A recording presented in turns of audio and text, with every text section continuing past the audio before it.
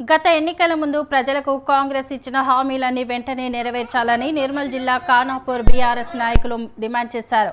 ఖానాపూర్లోని తెలంగాణ తల్లి చౌరస్తా వద్ద ప్రధాన రహదారిపై వారు బైఠాయించి రాస్తారోకో చేశారు. ఎన్నికల ముందు కాంగ్రెస్ అనేక హామీలు ఇచ్చిందని, తీరా అధికారంలోకి వచ్చిన తర్వాత వాటిని నెరవేర్చడం లేదని మండల బీఆర్ఎస్ చీఫ్ గంగన్న విమర్శించారు. అన్ని రకాల వడ్లకు బోనస్ ఇస్తామని ముందు చెప్పిన రేవంత్ సర్కార్ ఇప్పుడు సన్న వడ్లకు మాత్రమే ఇస్తోందని మండిపడ్డారు.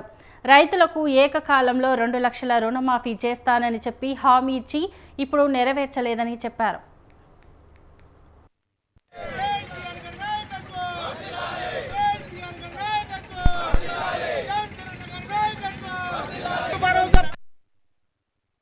వాళ్ళు పెట్టినటువంటి ఆరు గ్యారంటీలను మరి రైతు బంధు, రుణమాఫీ ఈ విషయాలలో ఏ ఒక్కటి కూడా ఈ రోజు వరకు పూర్తిగా రైతు పరంగా న్యాయం చేయలేడు ఈ యొక్క ముఖ్యమంత్రి గారు.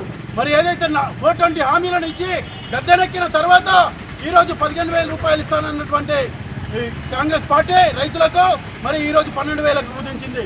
ఏదైతే కళ్యాణ లక్ష్మి మరి అదనంగా 1,00,000 రూపాయలు ఇస్తూ తులం బంగారం ఇస్తామని చెప్పి అది ఎగ్గొట్టిర్రు.